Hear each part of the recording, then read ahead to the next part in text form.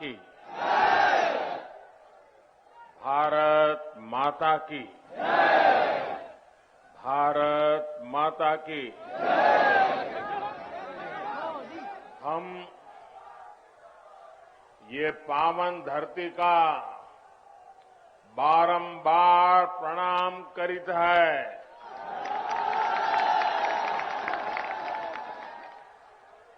आज हमें आदि शक्ति मां पाटेश्वरी की पावन धरती और छोटी काशी के नाम से विख्यात बलरामपुर की धरती पर फिर आवे के मौका मिला।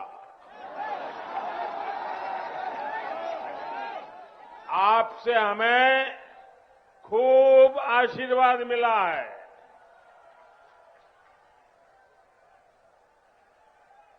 यूपी की राज्यपाल श्रीमती आनंदीबेन, यूपी के ऊर्जावान, कर्मठ, लोकप्रिय मुख्यमंत्री योगी आदित्यनाथ जी, उप मुख्यमंत्री श्रीमान केशव प्रसाद मौर्य जी, केंद्रीय मंत्री गजेंद्र सिंह शेखावत, कौशल किशोर जी, राज्य सरकार में मंत्री महेंद्र सिंह, रमापति शास्त्री, मुकुट बिहारी वर्मा, ब्रजेश पाठक, आशुतोष टंडन, बलदेव औलाद जी, श्री पलटूराम जी, मंच पर उपस्थित सभी संसद के मेरे साथीगण, सभी आदरणीय विधायकगण, जिला पंचायतों के सदस्य और मेरे प्यारे भाइयों और बहनों,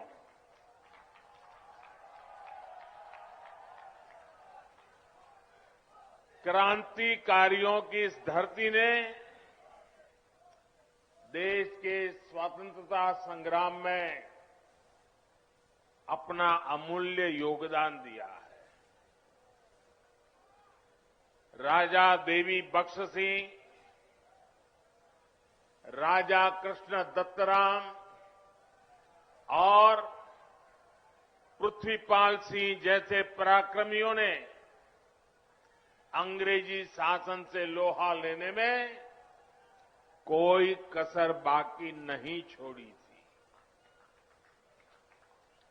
अयोध्या में बन रहे प्रभु श्री राम के भव्य मंदिर की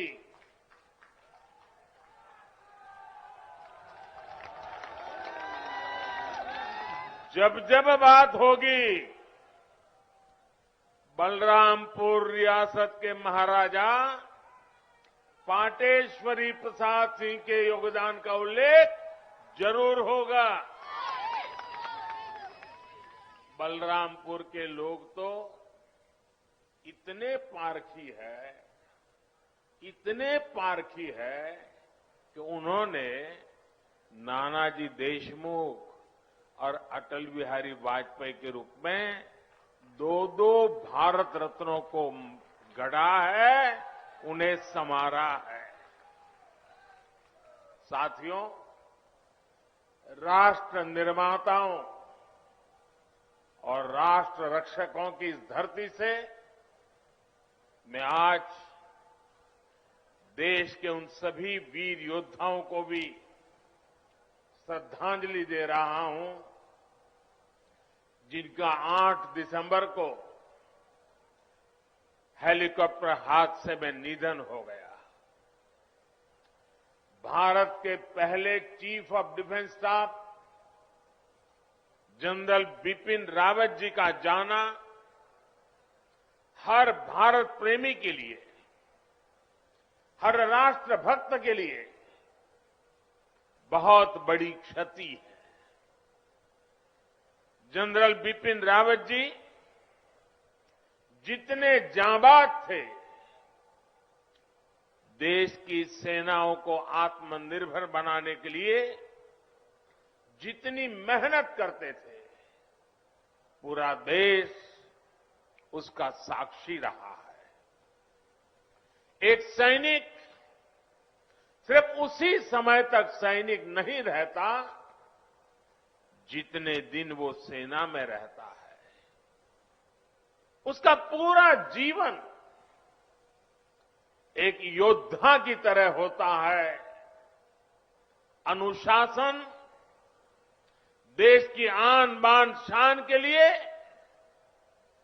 वो हर पल समर्पित होता है। गीता में कहा गया है, नैनम छिदन्ति शस्त्राणि नैनम दहति पावकः, ना शस्त्र उसे छिन्न भिन्न कर सकते हैं, ना अग्नि उसे जला सकती है।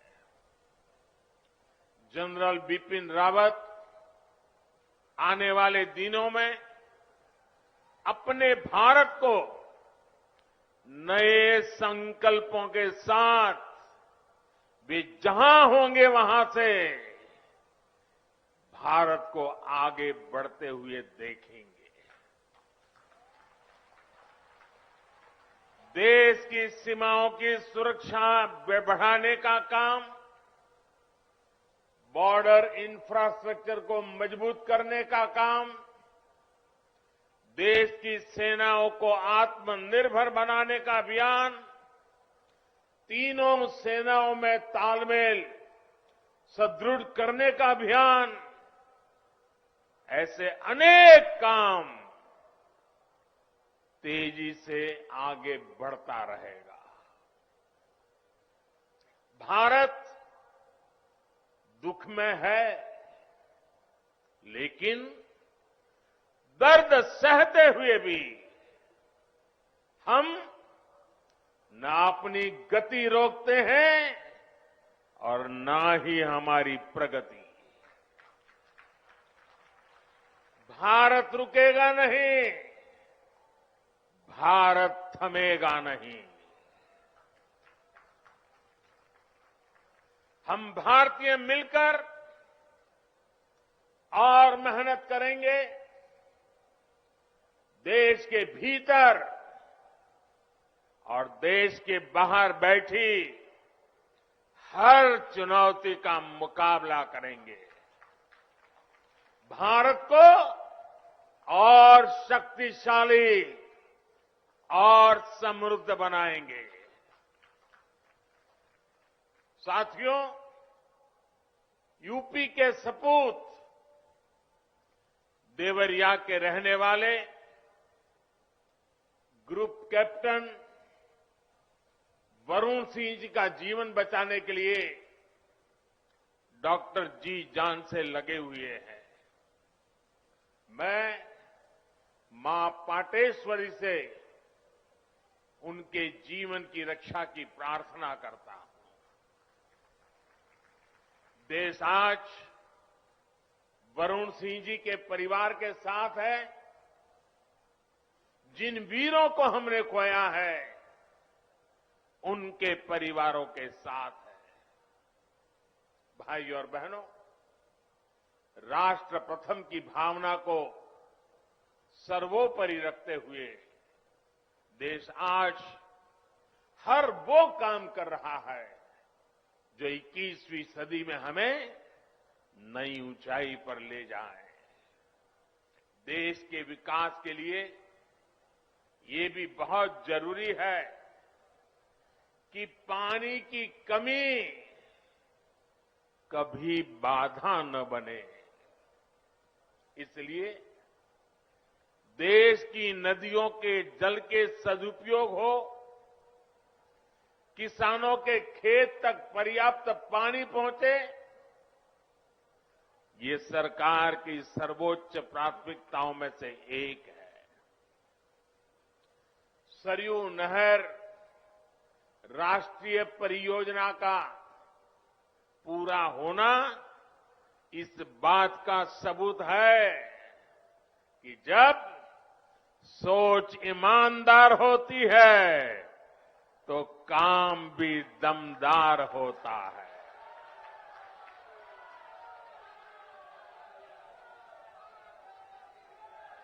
दशकों से आप इसके पूरे होने का इंतजार कर रहे थे। घाघरा, सरयू, राप्ती, बाणगंगा और रोहिणी की जल शक्ति अब इस क्षेत्र में समृद्धि का नया दौर लेकर आने वाली है। बलरामपुर के साथ साथ बहराइच, गोंडा, श्रावस्ती, सिद्धार्थनगर, बस्ती, गोरखपुर, महाराजगंज और कुशीनगर के सभी साथियों को, लाखों मेरे किसान भाइयों बहनों को आज हृदय से बहुत बहुत बधाई देता।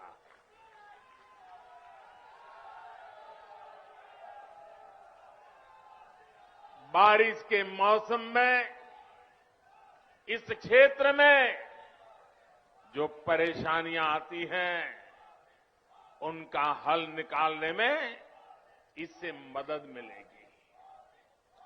और मैं जानता हूं मेरे प्यारे भाइयों बहनों, हमारे यहां तो इतिहास गवाह है, अगर किसी ने प्यासे को एक प्याला भर पानी पिला दिया होता है तो वो इंसान जीवन भर कभी उस ऋण को भूलता नहीं है, जीवन भर उस इंसान को भूलता नहीं।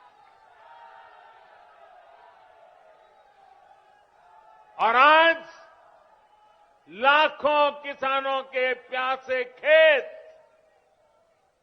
जब पानी प्राप्त करेंगे, मुझे पक्का भरोसा है आपके आशीर्वाद जीवन भर हमें काम करने की ताकत देंगे। आपके आशीर्वाद हमें नई ऊर्जा देंगे।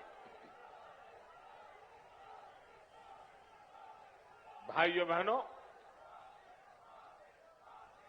आज मैं ये भी कहना चाहूंगा, विशेष रूप से वो किसान जिनके पास 2 हेक्टेयर से कम भूमि है, उनके लिए सिंचाई की ये व्यवस्था जीवन बदलने वाली होती है। जैसे कोई व्यक्ति मृत्युशैया पर पड़ा हो, उसको ब्लड की जरूरत हो, लहू की जरूरत हो, रक्त की आवश्यकता हो, और जैसे ही डॉक्टर रक्त ला करके उसको चढ़ाएं और उसकी जीवन बच जाता है, इस पूरे क्षेत्र के खेतों को ऐसी ही नई जिंदगी मिलने वाली है। साथियों, बलरामपुर की मसूर दाल का स्वाद तो बीते सालों में देश भर में फैला ही है।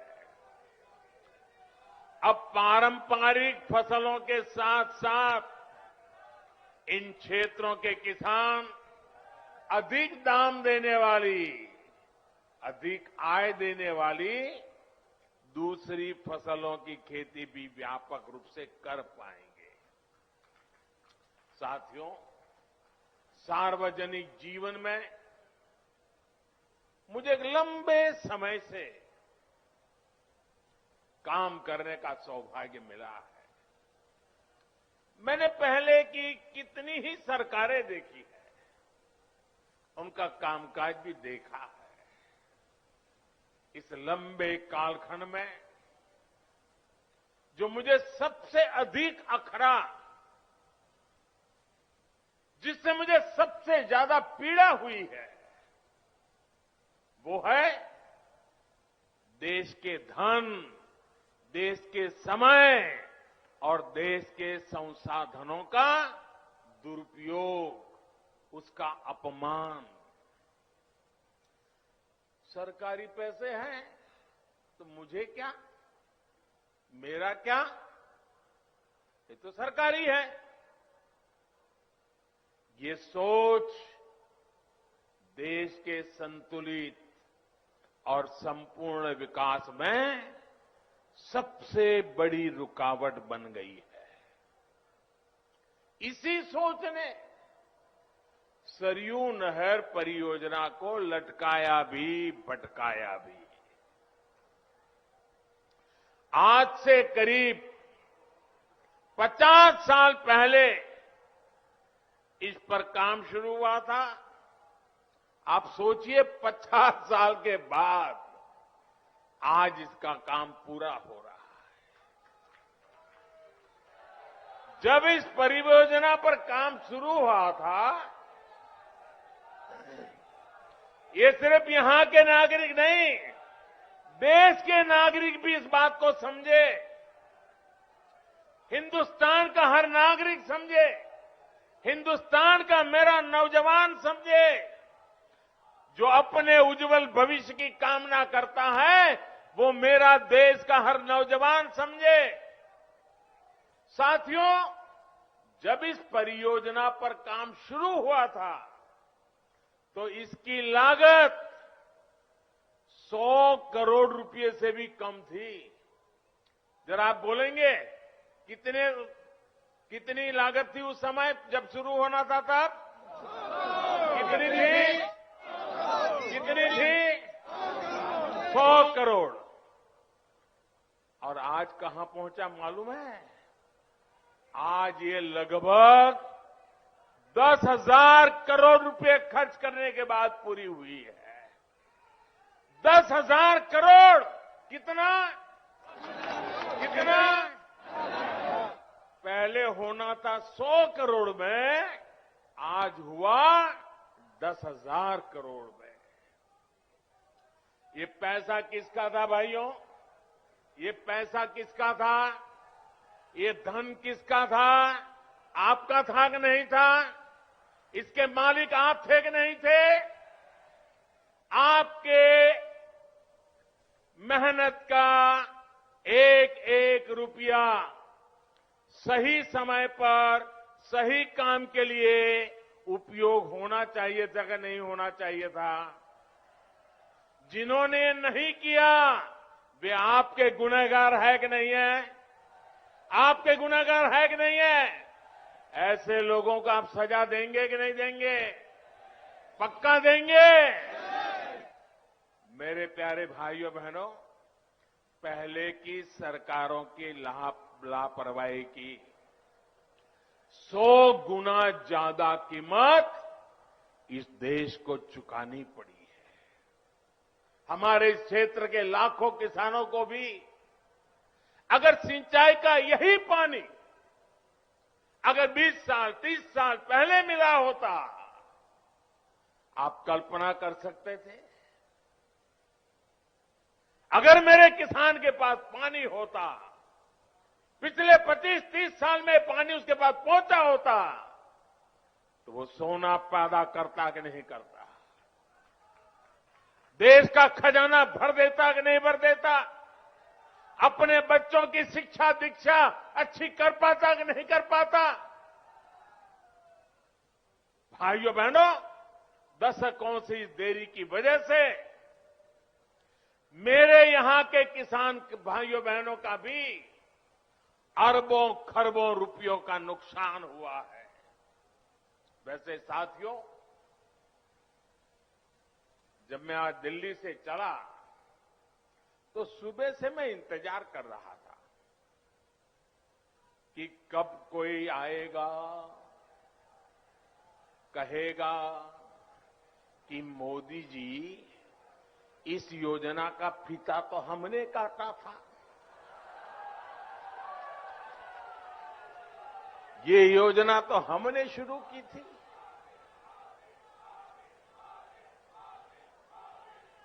कुछ लोग हैं जिनकी आदत है ऐसा कहने की। हो सकता है बचपन में इस योजना का फीता भी उन्होंने ही काटा हो। साथियों, कुछ लोगों की प्राथमिकता फीता काटना है। हम लोगों की प्राथमिकता योजनाओं को समय पर पूरा करना है।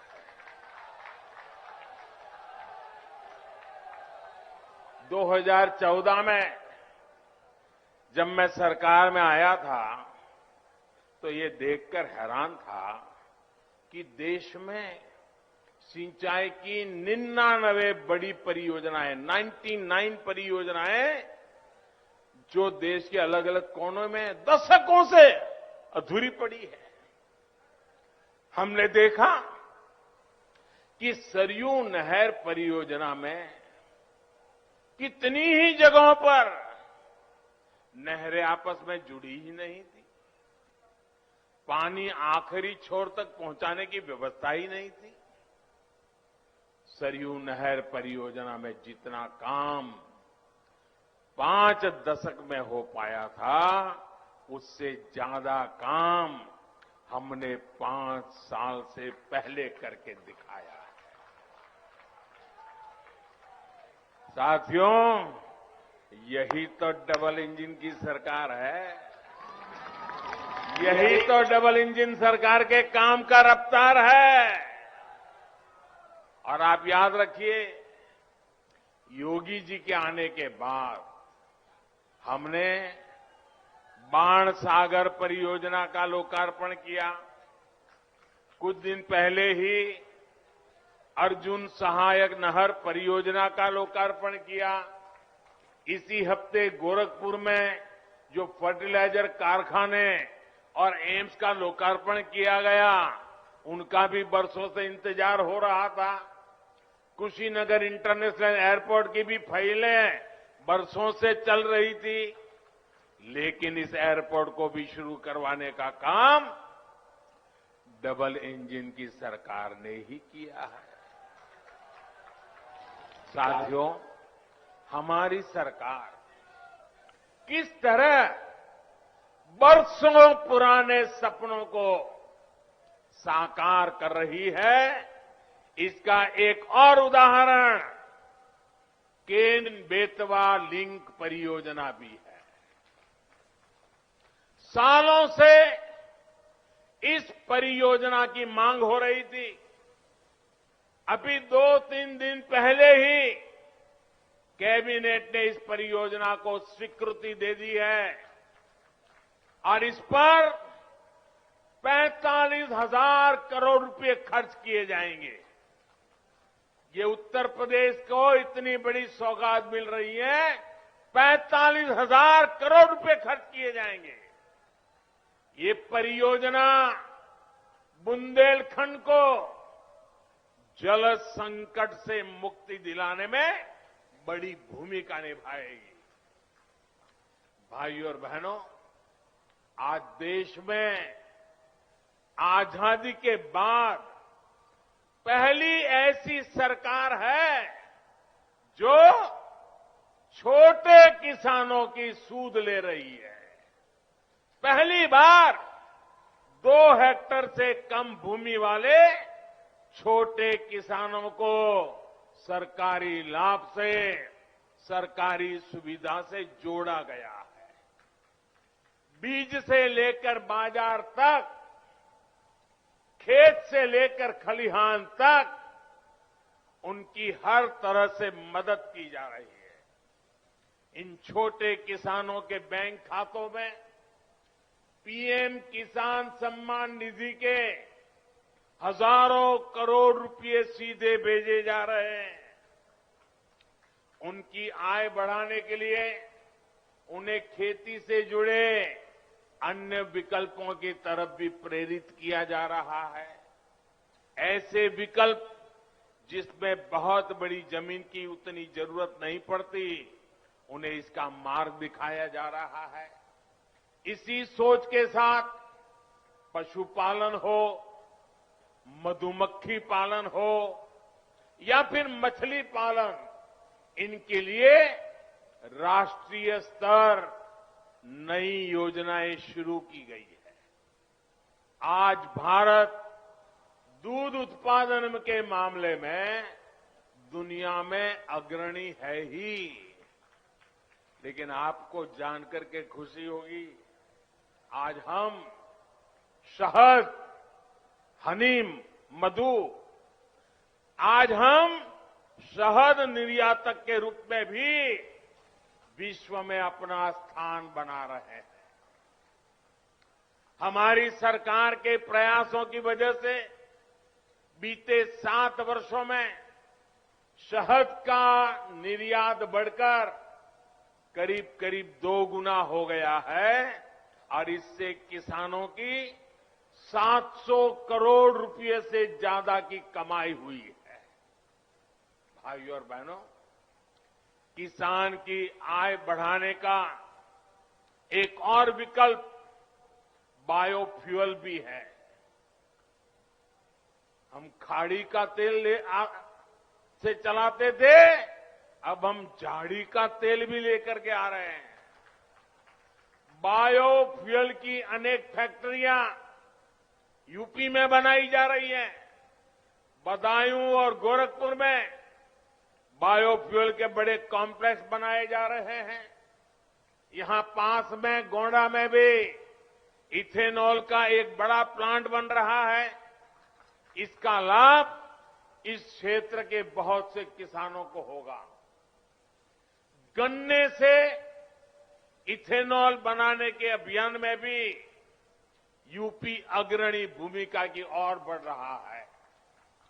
बीते 4.5 साल में लगभग 12,000 करोड़ रुपए का इथेनॉल यूपी से खरीदा गया है।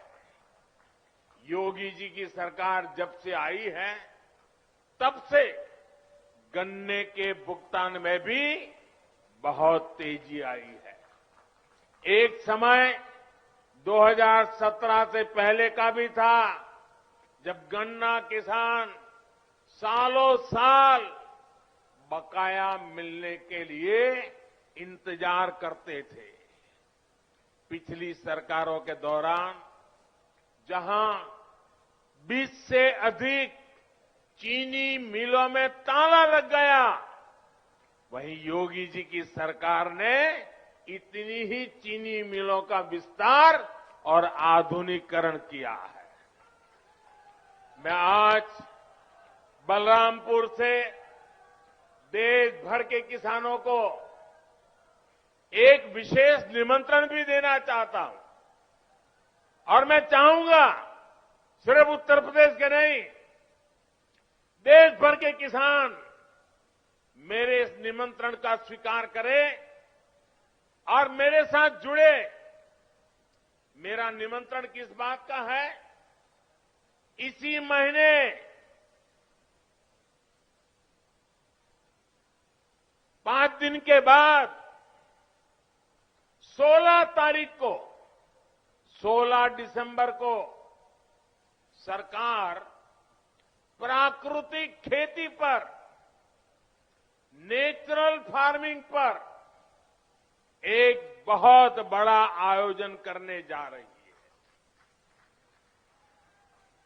हमारे एक पद्म पुरस्कार विजेता सुभाष जी करके हैं महाराष्ट्र के, उन्होंने जीरो बजट खेती का एक विचार विकसित किया है। ये वो प्राकृतिक खेती वाला विषय है। इससे हमारी धरती मां भी बचती है, हमारा पानी भी बचता है और फसल भी अच्छी और पहले से ज्यादा होती है। मेरा आप सभी किसान साथियों को, देश भर के किसान साथियों को आग्रह है कि आप 16 दिसंबर को टीवी के माध्यम से या कृषि विज्ञान केंद्र के माध्यम से जरूर इस कार्यक्रम में जुड़िए। आप हमारी बात को समझेंगे, मुझे पक्का विश्वास है आप उसको अपने खेत में लागू करेंगे। यह आपको बहुत लाभकारी होने वाला है।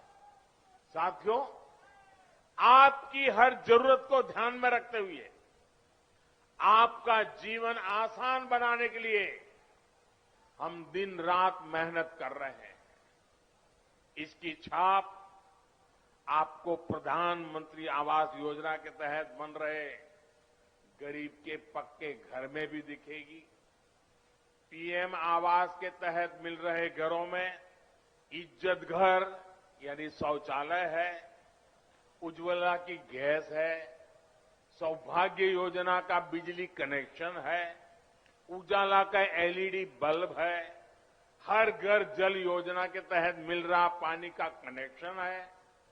और मुझे तो खुशी तब होती है क्योंकि मैं इस क्षेत्र में कभी दौरा कर चुका हूं, मुझे मालूम है जब यहां मेरे थारू जनजाति के भाई बहनों को भी इन योजनाओं का लाभ मिल रहा है तो भी हमें खुशी भी ज्यादा होती है और हमें आशीर्वाद भी ज्यादा मिलता है।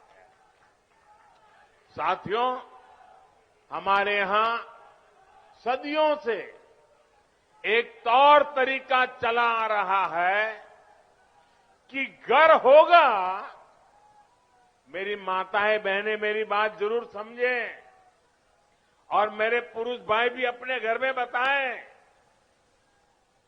हमारे यहां एक मान्यता चली, परंपरा चली, व्यवस्था चली, वो क्या? घर होगा तो पुरुष के नाम, दुकान होगी तो पुरुष के नाम, गाड़ी होगी तो पुरुष के नाम, खेत होगा तो पुरुष के नाम, महिलाओं के नाम पर कुछ भी नहीं। कुछ होता है क्या महिलाओं के नाम पर? नहीं होता है ना।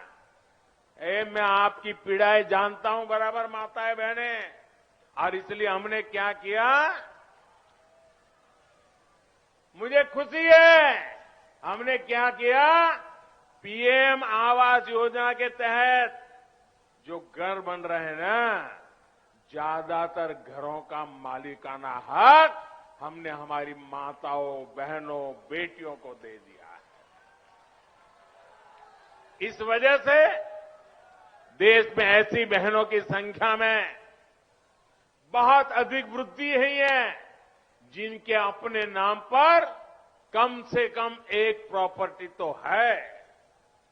डबल इंजन की सरकार के प्रयासों से यूपी के 30 लाख से अधिक गरीब परिवारों को पक्का घर मिल चुका है।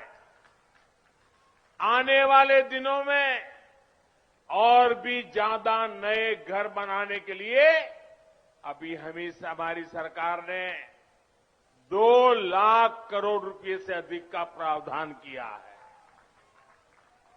यानी जिनको अभी तक पक्के घर नहीं मिले उन्हें आने वाले समय में भी जरूर मिलेंगे। साथियों, जब सरकार संवेदनशील हो, गरीबों की सुनती हो, उनका दुख दर्द समझती हो तो फर्क आता ही है। आता है कि नहीं आता है? फर्क आता है कि नहीं आता है? फर्क आता है कि नहीं आता है? अभी देश 100 साल में आई सबसे बड़ी महामारी से लड़ रहा है। कोरोना आने के बाद हर कोई यही सोच रहा था कि क्या होगा, कैसे होगा। हर किसी ने कम अधिक मात्रा में कोरोना की वजह से कष्ट सहा, लेकिन साथियों, इस कोरोना काल में हमने पूरी ईमानदारी से प्रयास किया है कि कोई गरीब भूखा न सोए। और अभी इसलिए पीएम गरीब कल्याण अन्न योजना के तहत मिल रहे मुफ्त राशन के अभियान को होली से आगे तक बढ़ा दिया गया है। गरीबों को मुफ्त राशन पर सरकार 2,60,000 करोड़ रुपए, उससे भी ज्यादा खर्च कर रही है। भाई और बहनों, पहले जो सरकार में थे, आप जानते हैं ना, जानते हैं ना, अच्छी तरह जानते हैं ना। पहले जो सरकार में थे वो माफिया को संरक्षण देते थे। आज योगी जी की सरकार माफिया की सफाई में जुटी है।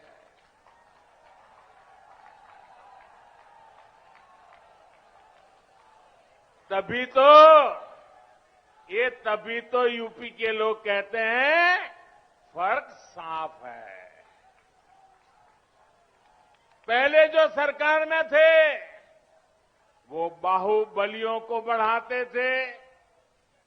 आज योगी जी की सरकार गरीब, दलित, पिछड़े और आदिवासी सभी को सशक्त करने में जुटी है।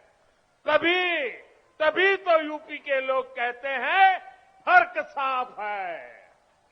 पहले जो सरकार में थे वो यहां जमीनों पर अवैध कब्जे करवाते थे। आज ऐसे माफियाओं पर जुर्माना लग रहा है, बुलडोजर चल रहा है। तभी तो यूपी के लोग कहते हैं फर्क साफ है। पहले यूपी की बेटियां घर से निकलने से 100 बार सोचने के लिए मजबूर थी।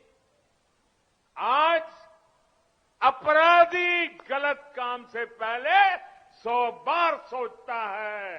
तभी तो यूपी के लोग कहते हैं फर्क साफ है। पहले बेटियां घर में दुबक कर रहने को मजबूर थी। अब यूपी के अपराधी जेल में दुबकते हैं। तभी तो कहते हैं फर्क साफ है। साथियों, आज मैं एक और योजना के बारे में जरूर बताना चाहता हूं जो यूपी के लोगों की बहुत मदद करने वाली है। और ये योजना है स्वामित्व योजना। स्वामित्व योजना के तहत आज गांवों में प्रॉपर्टी की मैपिंग कराकर घरों के, खेतों के मालिकाना हक के कागज लोगों को दिए जा रहे हैं। ये अभियान कुछ ही समय में यूपी के हर गांव तक पहुंचने वाला है। इससे आपको अवैध कब्जे के डर से मुक्ति मिलेगी और बैंकों से मदद लेना भी आपके लिए आसान हो जाएगा। अब गांव के युवाओं को बैंक से अपने काम के लिए पैसा जुटाने में दिक्कत भी नहीं आएगी। साथियों, हम सभी को मिलकर उत्तर प्रदेश को नई ऊंचाई पर ले जाना है। उत्तर प्रदेश की नई पहचान देनी है। उत्तर प्रदेश को दशकों पीछे धकेलने वाले लोगों से आपको निरंतर सतर्क रहना है। भाइयों बहनों, एक बार फिर से आप सभी को सरयू नहर परियोजना के लिए बहुत बहुत बधाई देता हूं। मेरे साथ दोनों हाथ ऊपर करके पूरी ताकत से बोलिए, भारत माता की जय। भारत माता की जय। भारत माता की जय। बहुत बहुत धन्यवाद।